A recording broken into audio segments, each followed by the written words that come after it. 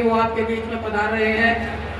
Congress party, Congress party, भाई विजय प्रताप।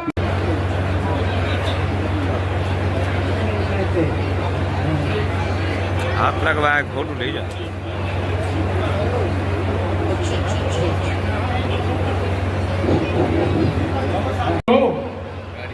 तो television में आना चाहिए कि पूरे हिंदुस्तान में फरीदाबाद एक ऐसा जिला है जहाँ वोटिंग परसेंटेज सबसे हाई है, क्योंकि यहाँ अक्सर कम रह जाता है। इस दफा ताकत लगाना भाई, 90% वोट डालना। आपकी वोट की ताकत के बल पर ही ये बदलाव आ सकता है। तकलीफ आप झेल रहे हो तो आपके बच्चों को आने वाली पीढ़ियों को ना झेलनी पड़े, तो आपके आने वाली पीढ़ियों को ना झेलनी पड़े। ये ताकत आपके हाथ में ही है। और चौधरी महेंद्र प्रताप जी का आखिरी चुनाव था, आप सभी जानते हैं। इसके बाद उन्होंने लड़ना भी नहीं, तो उनकी इज्जत, उनका मान और उनकी ताकत और इलाके का भविष्य सब आपके हाथ में। मैं आपसे अपील करता हूँ कि 25 तारीख को अपना आशीर्वाद उन्हें जरूर प्रदान करें। धन्यवाद, जय हिंद। हम इस इलाके के लिए एक यूनिवर्सिटी देंगे, कॉलेज देंगे, अस्पताल देंगे, स्पोर्ट्स सिटी देंगे। और जैसे भाई देवेश जी ने कहा है कि हम और देवेश भाई मिलके काम तो इसलिए हम नहीं कर रहे, दोनों भाइयों ने, और इस इलाके के लिए मिलके हम एक औद्योगिक नगरी बनाएंगे ताकि बच्चे हमारे दूर नहीं जाना पड़े। और संभावनाएं हैं, आज संभावना है। दिल्ली से कनेक्टिविटी इतनी नजदीक है, उसके बावजूद सरकार ने गौर ही नहीं किया। ये सरकार गौर करती तो आज ये हालात नहीं होते, लेकिन हम गौर करेंगे। ये हमारा आपसे वायदा है। और फरीदाबाद और पलवल जिले में एक स्पोर्ट्स सिटी भी मिलेगी ताकि हमारे युवाओं का भविष्य जो खेल के प्रति जिनका रुझान है उनको अवसर मिल सके। यूनिवर्सिटी, एक स्कूल, एक अस्पताल उनके हाथ का नहीं, क्योंकि काम करने की नीयत नहीं। तो मैं आपसे यही कहना चाहता हूँ, केवल वर्चस्व के लिए लड़ाई नहीं लड़ रहे। वर्चस्व के लिए लड़ रहे होते तो चौधरी महेंद्र प्रताप जी ने आवेदन किया होता, टिकट मांगा होता। सच्चाई है, उन्होंने नहीं किया आवेदन। लेकिन पार्टी ने कहा भाई लोग चाहते हैं ऐसा चेहरा लाओ जो इस घमंड के और गिरोह के शासन का अंत कर सके। लोगों की आवाज थी कि भाई एक ऐसा चेहरा जिस पर भरोसा कर सके और जिसने पहले काम किया। तो सच्चाई तो यह कि आपकी आवाज, आपकी ताकत के बल पर वो चुनाव लड़ रहे हैं। लेकिन केवल वर्चस्व की बात नहीं, अगर चौधरी महेंद्र प्रताप जी सांसद बनते हैं तो फरीदाबाद और पलवल जिला जैसा पहले कभी होता था एनसीआर में और हरियाणा में नंबर 1, दोबारा नंबर 1 होगा। ये हमारा वायदा है। धरने में 2 दफा, मैं भी 3 दफा यहाँ आया पंचायतों में। पुलिस से जबरन उठाने की कोशिश की जा रही, केवल एमएसपी की तो मांग कर रहे हैं किसान। भाई गारंटी दे दो। गारंटी देने में क्या दिक्कत है? गारंटी नहीं देंगे। हमारी पहलवान बेटियां ओलंपिक में मेडल लाई हैं, एशियाड में लाई हैं। जब वो मेडल लाती है तो ये लोग जाके फोटो खिंचाते हैं। मुझे याद है तो बिग बॉस सीधा दल लगा तो मनोहर लाल खट्टर उसके घर पहुंच गई। रेलवे से याद है, मतलब सस्ती लोकप्रियता। और अब उनके साथ फोटो खिंचाने जाते हैं दिखाने के लिए कि भाई हमें कितनी गौर है इनकी। और जिस दिन पहलवानों को जरूरत पड़ी उन्होंने कहा हमारी इज्जत पे हाथ डाला गया है। 2-2, 3-3 महीने धरने चले, इनके मुंह से एक शब्द नहीं हुआ। तो जो लोग ना इलाके के लोगों का सम्मान कर सके, न रोजगार दिला सके, और सैनिकों की देखो हालत क्या की है। मैंने पीछे भी कहा कि भाई एक भी फौजी अगर परिवार में हो तो कहते भाई फौजी का परिवार है, उसकी बड़ी इज्जत होती। और सरकार भी, क्योंकि जो आदमी अपने प्राण न्यौछावर करना चाहता है, देश में करता है, सरकार भी उसके लिए हर सुविधा मुहैया कराती है।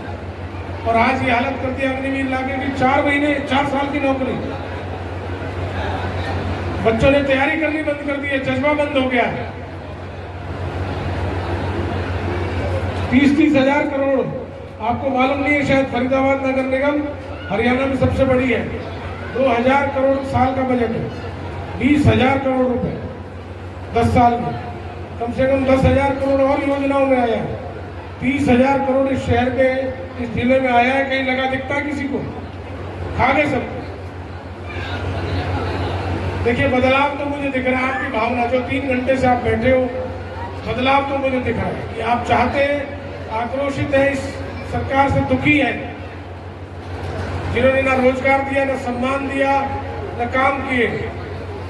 लेकिन मैं आपसे ये कहना चाहता हूँ, हमारी भी 3 पीढ़ी से राजनीति है।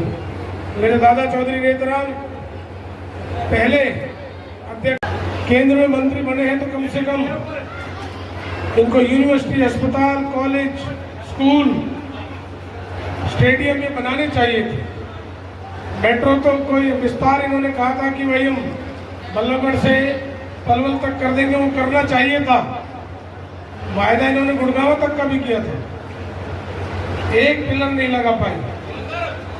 मैंने सुना यहाँ कॉलेज भी एक पिगोड़ू की तरफ आया था, उसको भी नहीं रोक पाए। देखिए कोराली में यूनिवर्सिटी की बात थी, गांव ने 80 एकड़ यूनिवर्सिटी में देने के लिए भी बात की, उसके बावजूद भी फ्री में जमीन दे रही है पंचायत, और एक मंत्री उसमें यूनिवर्सिटी तक पास ना करा पाए, इलाके में क्या लाभ? मुझे और देवेश भाई को कहने में कोई गुरेज नहीं कि समय आएगा तो आपके इस इंतजार का जो है ना, हम बड़ी सौगात देकर इस इलाके, हालांकि सच्चाई है हर गांव में ही हालत हो रही है, तो हम सोच रहे हैं कि हमें इस इलाके के लिए कुछ ज्यादा ही करना पड़ेगा। 2-3 घंटे इंतजार कर रहे हैं लोग। देखिए देवेश भाई ने तकरीबन सभी विषयों में कहा, मैंने पहले भी कहा कि वो बड़े प्रखर वक्ता है, और भाई साहब इतने प्रखर वक्ता है कि जो बाद में बोलता है उसके लिए कुछ छोड़ते भी नहीं है। कुछ ना कुछ उसी बात में से बात निकालनी पड़ेगी। तो 10 साल हो गए कृष्णपाल जी केंद्र में मंत्री। मेरे ख्याल से ज्यादातर लोगों ने उनको चुनाव के अतिरिक्त कहीं कभी देखा भी नहीं होगा, और पूरे जिले में ये हाल है। यहाँ तो आने में फिर भी देरी लगती है, जहाँ वो रहते हैं फरीदाबाद आसपास की कॉलोनी में, सेक्टर्स में, कभी भी लोग कहते हुए देखा नहीं, आते नहीं। और ऐसा नहीं है कि वो शुरू से ही ऐसे थे, पहले आना जाना उनको खूब था, नरमाई भी बहुत थी। अभी मैं पीछे गांव में था, कांवरका में, तो हमारे सरपंच साहब के दादाजी थे उसे, उन्होंने कहा कि भाई हमारे आंसुओं को भी ख्याल रखना, कि हम 2-2 घंटे वहाँ बैठे रहते थे, 2 घंटे यहाँ से लगा के गए, 2 घंटे वहाँ बैठे, और उसके बावजूद भी कोई सुनवाई नहीं। तो ये हमारे पीए से मिल लो, रिश्तेदार से मिल लो, ये हालत। तो बोले हमारे दिल में दर्द ज्यादा इस बात का है कि जिस आदमी को हमने इतनी बड़ी ताकत दी, लोगों की ताकत के बल पे ही तो केंद्र में मंत्री बने, वो हार जाते तो क्या कहाँ से बनते? और उस आदमी ने हमारा इतना अपमान किया। और ये केवल एक गांव, एक कस्बे की जब बात नहीं है, तमाम जगह यही हालात है। तो सबसे पहली बात तो सम्मान है। जो नेता अपने क्षेत्र के लोगों को सम्मान न दे पाए, जिनकी बदौलत वो बना है, मैं समझता हूँ उससे बुरी कोई बात किसी राजनेता के लिए नहीं हो सकती। आजाद भारत के इतिहास में कृषि उपकरणों पे टैक्स लगाने का किसी ने काम किया तो वो नरेंद्र मोदी जी ने किया। आजाद भारत के इतिहास में कपड़े पे अगर टैक्स लगाने की कंपनियां जिनके सारे सैंपल फेल हो गए थे, उनसे चंदा लेकर उनके सैंपल पास कराए गए। और जिस कंपनी ने कोविशील्ड कोरोना वैक्सीन बनाई, आज हरियाणा बेरोजगारी में देश में नंबर 1 पर है। आज हरियाणा में 2 लाख से ज्यादा सरकारी पद खाली हैं। कौशल रोजगार निगम की स्थापना की है सरकार ने। सरकारी नौकरियों को खत्म करने का ये एक षड्यंत्र है। इसके तहत टेम्परेरी नौकरी मिलती है, परमानेंट नहीं मिलती, तनख्वाहें आधी हो गई हैं। ये अग्निवीर योजना लेकर आए, उसकी कोई आवश्यकता नहीं थी। हमारी जो देश की सेना है पूरी दुनिया में अपने पराक्रम और शौर्य के लिए उसे जाना जाता है, लेकिन आर्मी की बिना मंजूरी के नरेंद्र मोदी जी अग्निवीर योजना लेकर आए। 4 साल का रोजगार है, 4 साल बाद रिटायर हो जाओगे, फिर से आप बेरोजगार हो जाओगे। किसी प्रकार की कोई सहूलियत नहीं है। 6 महीने की ट्रेनिंग है, बॉर्डर पे खड़ा कर देंगे। ये हमारे युवाओं के साथ, हमारी देश की सुरक्षा के साथ ये एक बहुत बड़ा खिलवाड़ है। आप लोगों के अंदर देखने को मिला। आपका ये जोश और उत्साह देखकर ये बात मैं पूरे विश्वास के साथ कह सकता हूं कि आने वाले चुनावों में चौधरी महेंद्र प्रताप जी यहाँ से भारी मतों से यहाँ से विजयी होने वाले हैं। सभी विरोधियों की आप जमानत जब्त करने जा रहे हो। साथियों, आने वाली 25 तारीख को आप अपने मत का प्रयोग करोगे। आप न केवल अपने इलाके का बल्कि आप पूरे देश का भविष्य तय करने जा रहे हो। सरदारों, ये कोई आम चुनाव नहीं है, ये बहुत महत्वपूर्ण चुनाव है, क्योंकि ये चुनाव ये तय करेगा लोकतंत्र पर विश्वास करने वाले लोग सत्ता में आते हैं या लोकतंत्र के विरोधी लोग सत्ता में आते हैं।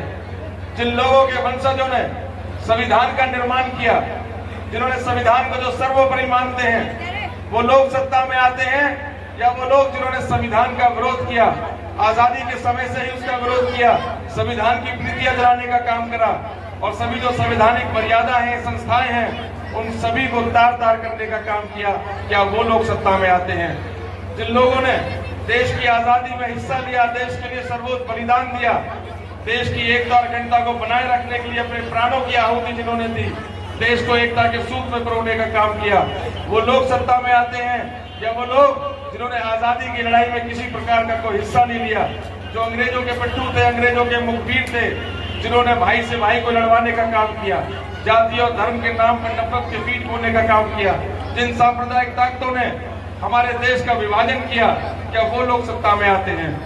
एक तरफ वो लोग हैं जो किसान, गरीब, मजदूर, शोषित, वंचित, दलित, सर्वहारा वर्ग को उनको विकास की मुख्य धारा से जोड़कर उन्हें आत्मनिर्भर बनाना चाहते हैं, क्या वो लोग सत्ता में आते हैं?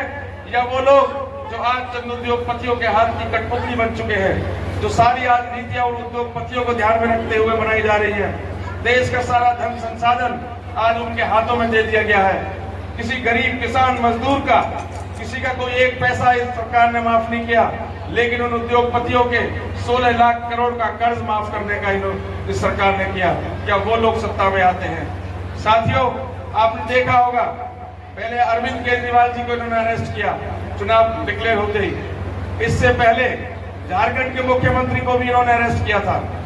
कांग्रेस के सारे खाते इन्होंने सीज करने का काम किया। और अब मैं आपको बताना चाहूंगा कि सूरत के गुजरात में इनके एक प्रत्याशी को निर्विरोध सांसद चुन लिया गया है। आज पंचायत का भी चुनाव होता है, तो पंचायत का चुनाव होता है, सरपंच भी निर्विरोध नहीं चुना जाता, लेकिन एक सांसद का चुनाव जो एक क्षेत्र में 20 लाख से ज्यादा वोट होती है, 20 लाख से ज्यादा वोटों में क्या कोई प्रत्याशी नहीं मिला जो उसके खिलाफ लड़ सकता था? प्रत्याशी तो खड़े हुए थे, लेकिन उन्हें डरा धमका के बंद कर दिया गया, उन्हें बिठा दिया गया। साथियों, ये एक ट्रेलर है, ट्रेलर। अगर 2024 में अगर लोग सत्ता में आ गए तो चुनाव तो होंगे देश में, लेकिन वो सिर्फ एक खाना पूर्ति के लिए होंगे।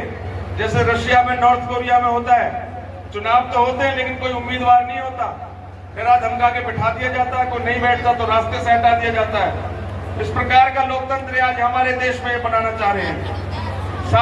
बरकरार रखना। और बाबूजी, मैं आपको विश्वास के साथ कहता हूँ, ये गांव आपके साथ है, 90% आपके साथ है। कुछ की कहो कि भाई वो सूरज से ज्यादा चमकमान है, लेकिन सूरज के अंदर गर्मी है, मेरे महेंद्र प्रताप के अंदर गर्मी नहीं है। वो कहता है कि तेरा महेंद्र प्रताप चंद्रमा के बराबर शीतल है। मैं कहता हूँ कि चंद्रमा से भी अधिक शीतल है, लेकिन चंद्रमा के अंदर दाग है। दोस्तों, मेरे महेंद्र प्रताप के अंदर दाग नहीं है। मेरी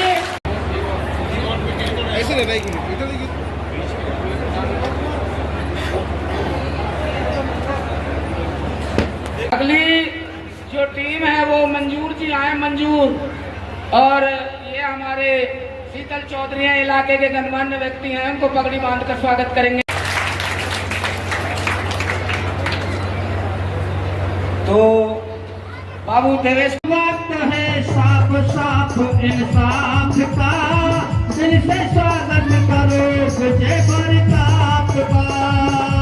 वक्त है साफ साफ। देवेश चमकते हुए सितारे 1100 रुपए से हमारी पार्टी का सम्मान कर रहे हैं। धन्यवाद।